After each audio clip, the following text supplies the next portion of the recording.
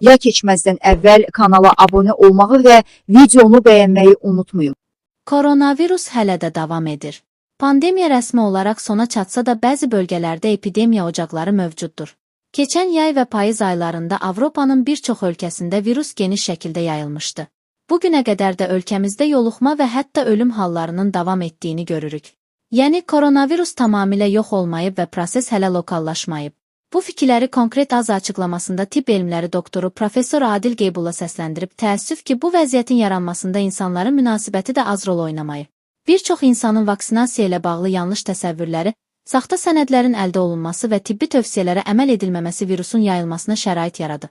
Eyni zamanda Ümumdünya Səhiyyə Təşkilatı da bu prosesdə effektiv moderator rolunu tam yerinə yetirə bilməyib.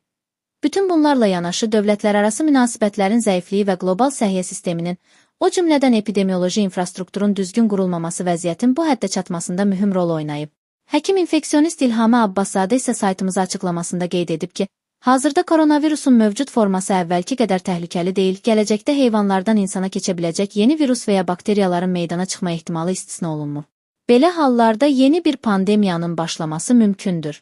Həmçinin dəri xəstəlikləri də daxil olmaqla fərqli mənşəli yeni yoluxucu xəstəliklərin yaranma riski hələ də qalır.